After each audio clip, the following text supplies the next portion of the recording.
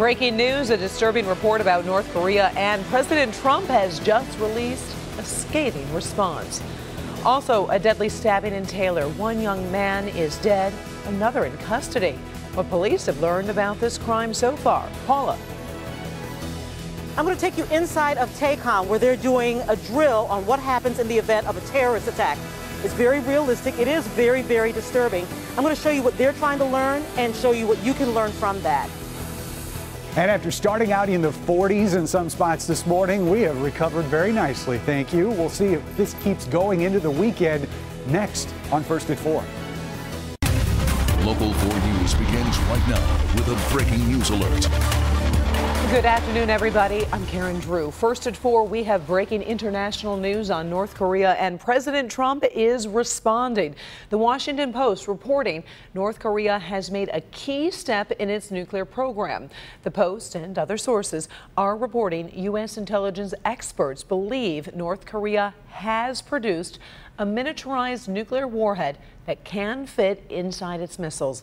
That's a crucial step toward becoming a full-fledged nuclear power. Right now, U.S. defense officials are not confirming the story. Separately, Japan's defense ministry has come to the same conclusion. President Trump just issued North Korea a warning. North Korea best not make any more threats to the United States. They will be met with fire and fury like the world has never seen. We'll be following this story online and at clickondetroit.com. And we'll have a report from Washington, D.C. during Local 4 News at 5 with the very latest. Moving closer to home, one young man, is dead. Another sits behind bars right now after a fatal stabbing in Taylor. 22-year-old Alex Gardner died after being stabbed during a fight outside a home near Telegraph and Wick Roads in Taylor. Police say 6 men were hanging out when a fight erupted and Gardner was stabbed with a 7-inch knife. Local 4's Nick Monticelli spoke with the suspect's family, who revealed they called 911. He just, he had the phone and he was trying to call the police or somebody. So he called police himself? He called he called either police or ambulance, somebody. Now you'll hear more from the step-grandfather on Local 4 News at 5. And the man in custody could be arraigned as soon as tomorrow. A Highland Park man has learned his fate in the case of a Detroit woman found beaten to death inside her basement. 45-year-old Timothy Bernard Hawkins pled guilty to second-degree murder in the death of 48-year-old Avril Taylor. Taylor was found dead in her home on Golden Gate Street back in January. Today, Hawkins said he was sorry for his crime, sparking an emotional reaction in the court. The judge sentenced Hawkins to 30 to 60 years behind bars. Hazel Park police say this woman right here is responsible for a bank robbery. They say she walked into the PNC Bank on Chrysler Drive and handed the teller a deposit slip that said, quote, "Give me all the money or I'll kill everyone in here." The teller gave her an undetermined amount of cash. Police later arrested Christy Lee Belowski of Ferndale. She could face life in prison. She'll be back in court next week. August primaries tend to have lower turnout, but today is election day, your chance to vote in some very important races like mayor of Detroit, city clerk, and others across Metro Detroit. Devin Skillion's in the newsroom with the one contest that's drawing the most attention. Hi, Devin. Hi there, Karen. Yeah, that would be the race for mayor of the city of Detroit. There are 8 candidates on the ballot. The top 2 vote getters will go on to the general election coming up in November. Most pundits seem to believe that the 2 names most likely to emerge are the incumbent and a challenger with a pretty rich name in Detroit history.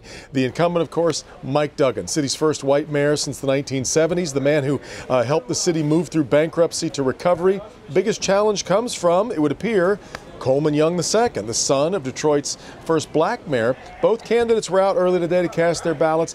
Afterward, they refrained from talking about each other, but instead chose to talk about the issues voters should be considering this primary election day. What we need to do right now is make it smoother for the people here in the city of Detroit. We need to have people who's going to invest in the neighborhoods, need people that's going to make sure that the citizens are taken care of. And that's why they need to go out there, exercise their franchise and vote. I'm just talking to voters about, what I said I would do when I started, where we are, and what we're going to do. And I think people today will make a decision based on whether they think that performance has been acceptable or not. Yeah, now both candidates will be meeting voters throughout the day and then attend what they hope will be victory parties, of course, coming up tonight. Detroit voters also have primary election decisions, though, going on the ballot for Detroit City Clerk and for the members of the City Council. Polls in Detroit and the other cities that are holding primaries today remain open until 8 o'clock this evening. We'll continue to follow it throughout our 5 to 6 o'clock news hour and then coming up this evening at 11 as well. Karen, back to you. All right, thank you, Devin. And if viewers do want to check up on the candidates in Detroit before you vote, we have interviewed every candidate for mayor, clerk, and city council, and you can see the videos at clickondetroit.com. That link is on the homepage. In the first forecast, this could be, maybe the best day of the week. It has been gorgeous out there, Ben. How are things holding up for the rest of the evening? Yeah, it's going to be close, Karen. This is really gorgeous considering where we were this morning. The low humidity, the light winds, plenty of sunshine, and temperatures now into the 80s, but comfortably into the 80s. We're at 84 right now at Metro. And tonight we'll see those numbers fall down to the 60s here by midnight tonight. It's going to be another clear and cool night, just not quite as cold as what we ended up with last night. Temperatures generally are going to remain in the same spots. The big question is when or if we're going to get any rain over the next 7 days. And we'll check that out for you in just the next few minutes. Karen. If you notice any smoke or emergency vehicles near Tacom and Warren today, do not be alarmed. What looked like near Armageddon, you could say, was actually emergency training. The Army and other first responders reacting to a simulated explosion. And our Paula Dutman was in the middle of it all. So this was a massive exercise. They've really never done one this realistic or with this kind of magnitude. And it really all centers around the whole idea of readiness. Cue the smoke. And the injured. There's a baby seat over here. There's a lady in the car that's alive. Bring in state police, local police, first responders, emergency personnel. What's our plan right now? Here's a scenario. The Detroit Arsenal is under attack. They've been hearing chatter. The installation was put on a heightened security level. A suspicious car is stopped at the gate, and boom. The main blast sent them up the middle. They said all that's clear. What would you do if you had 6,000 people who had to be evacuated in the event of a terrorism attack? Under the watchful eye of evaluators and observers posted all over the campus, the Detroit Arsenal will find out if the plan they've been working on for the last year holds up. This is incredible. This has been in the planning for a while, but, and I've seen pictures of it, but the realism that these guys put into making this thing, this is great. This is going to have a big effect. An uncomfortable sign of the times, but the only way to circumnavigate panic is by preparing. We found 6 victims. An alert goes out that the installation is on lockdown and a shelter in place. That means all exterior doors are locked, interior doors are locked, and people are out of view of windows and doors. 10-4 copy. What we want to be able to know our procedures, so when a real world event happens, we know what. Or if, not when. Right. If or when. It's always that way. So we like to practice to make sure we know how we're reacting and allow our employees to know how to react. Walk up that way. Outside, emergency personnel have to be sure the threat is eliminated, and then the injured are triaged. 4 hours later, the coast is clear. Mass evacuations are triggered, but there's a traffic jam. Only one exit is open. It's something that has to be addressed. You're trying to learn how to do things better, right? To see what you're doing right and see what things you can do better, right? Exactly. So a perfect exercise wouldn't necessarily mean that everything was done perfectly. So if you train as you fight, you know that there are going to be things that pop up that people aren't quite expecting. Okay, so what happens with all of this information? In about 30, 45 days, the observers compile a report. Those things that were done well, they'll actually share with other installations. Those things that can be improved upon, they will improve upon them with the hopes, obviously, that they will never, ever, ever need this information. Paula Tutman, Local 4. All right, thank you, Paula. Well, you have heard about the gender pay gap, men making more than women on average for the same jobs. Still ahead, how one restaurant is trying to even things up. Also ahead, a child is found dead at a daycare. Investigators uncover evidence that might have you checking the record of your local daycare. Up first, extreme flood danger. Residents in this city are told stay off the roads. Plus why this situation could get worse. News from across America next. The Mom. First at 4 continues with this video of massive flash flooding in Houston. Emergency officials urge people to stay home today until that water recedes. Fire crews say they conducted more than 24 water rescues today, mostly pulling drivers from flooded cars. 6 inches of rain pounded some areas surrounding Houston. There's little relief ahead. Rain is in the forecast through Sunday. We're also tracking another stories from all across America and around the world. Let's move to Orlando, Florida. That's where police are investigating the death of a child found inside a van at a daycare. The boy's family say they dropped that little boy off in the morning and he's usually home by 6 p.m. When he wasn't home by 8, they called police. His body was found inside the van around 8:30 last night. No arrests have been made, but the state of Florida says that daycare was cited last month for not keeping track of children while being transported. The Trump administration is rolling back a regulation for truck drivers and train engineers. Critics say the move could put more people in danger. Sleep apnea is a sleep disorder blamed for drowsy driving, including a deadly commuter train accident back in 2013 where 4 people died. The Obama administration required sleep apnea testing to prevent similar tragedies. The new policy is part of the president's plan to cut back on regulations. Federal regulators now say it is up to companies to decide if their employees should be tested. Let's move to Australia. The Prime Minister is threatening to go around Parliament to hold a vote on gay marriage. So far, the Senate has blocked a national referendum saying it would cost $127 million and would promote a divisive debate. Now, Prime Minister Malcolm Turnbull says if the Senate does not give in, he will hold a non-binding postal vote to give every voter a chance to have their say. A dangerous drought in central and southern Italy continues to fuel some dangerous fires. 2 women were found burned to death, which happened in Tivoli, which is near Rome. The city of Rome has received just 10% of its normal rainfall during the past 3 months. Many small towns are rationing water, and the country has seen more than 371 forest fires this summer. Ben is back with what we can expect for the rest of the week, and it looks like we have a pretty nice stretch, a couple scattered showers here and there, but in general. I'll tell you, if you could repeat this through the end of the week, I think a lot of people would be okay with that. It was pretty nice out there today. It was a crisp start, in fact 40s in some locations. So considering that we're now in the 80s in most spots, including some of the coldest spots this morning, we're up here in our north zone. So that really makes more than the 30-degree range between our low and our high there in Lapeer. And we may tack on a couple more before we actually max out. We're at 84 right now at Metro Airport. We're going to see very similar temperatures to this for much of the upcoming week. So far, the humidity has not been a concern. And even though it's probably going to creep back ever so slightly, it's really not going to be at muggy or oppressive levels for the rest of the 7 days. In fact, today's humidity is actually lower than what we saw yesterday. Not a lot to look at on the satellite image. It's all sunshine out there.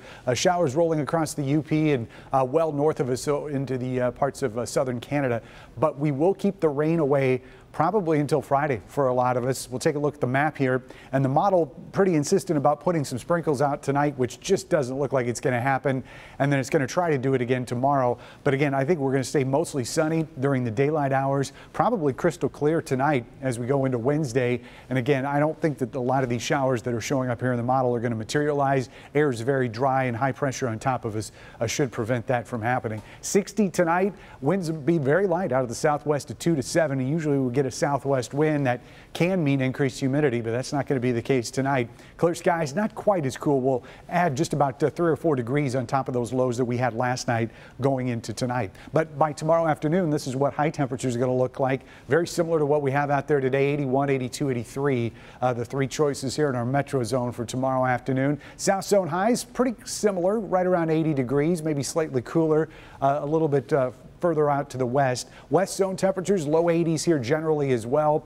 and a lot of 70s for highs here in our north zone, especially up in Sanilac County, but generally closer to M59. We're looking at low 80s for Macomb back through Waterford on tomorrow afternoon. As far as highs go for the rest of the week, there's not a whole lot of change. We're going to stay in the low 80s all the way through Tuesday. We've got a couple rain chances here, and again, these really aren't great. Friday, and then again as we get into Sunday, we could be seeing some showers, but I think the better chance of the two is going to be on Friday. Neither day is going to be a washout, and a lot of us get through all 7 days with no drops of rain at all. Karen? All right, thank you, Ben. Trending stories coming your way next, including a new twist in the battle of the sexes, and a photo from actress Shannen Doherty goes viral, and she shares some really good news. Up first, a high-speed rollover caught on camera, and the driver comes up with an unusual excuse about why she lost control of the car. But first, as we go to break, we can take a look at how the markets have closed for the day. As you can see, they did close down. We'll be right back.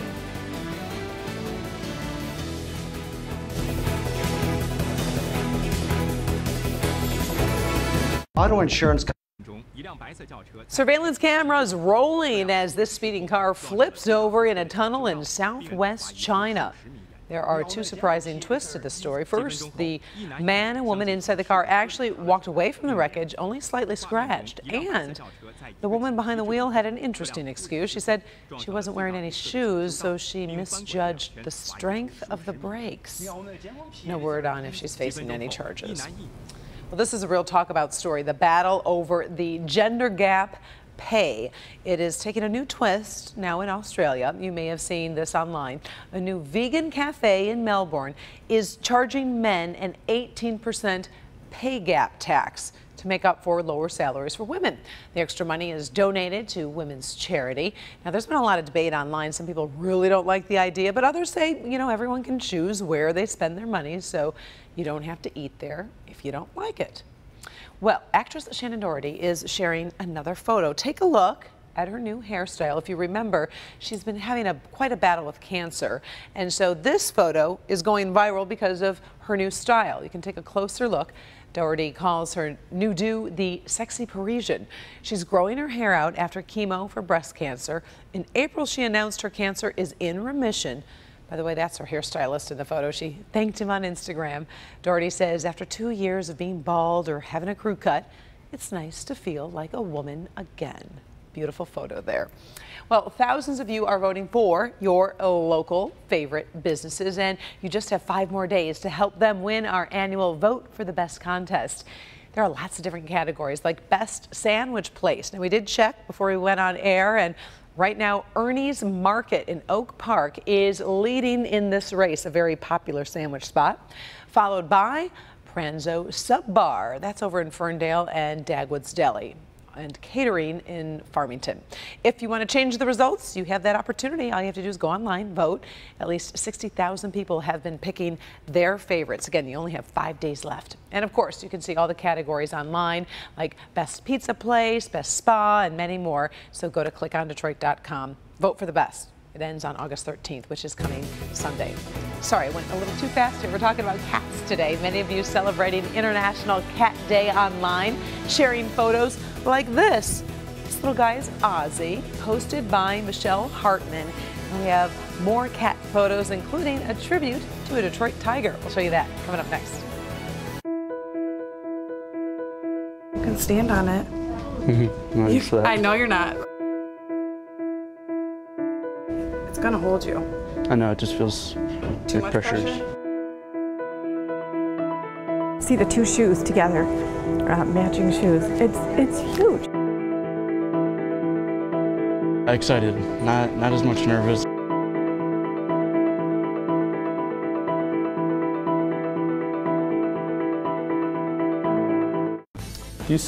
Finally, first at 4, we're celebrating International Cat Day with some of your photos posted on our WDIV Facebook page, and we sure got a lot of cute ones. I would argue that every day is Cat Day on the internet. Look at that guy. That's right. This one we start with is from Andrea Rollo.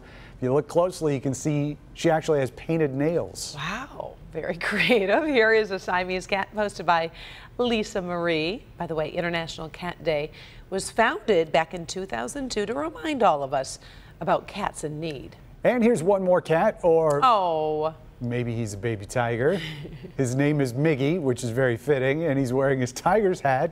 Thanks to Mike Borowski for sending us this one. And you can see more photos or share your own on the WDIV Facebook page. We'd love to hear from you. Well, thanks for joining us for First at 4. We are back in a half hour with Local 4 News at 5. Inside Edition is next.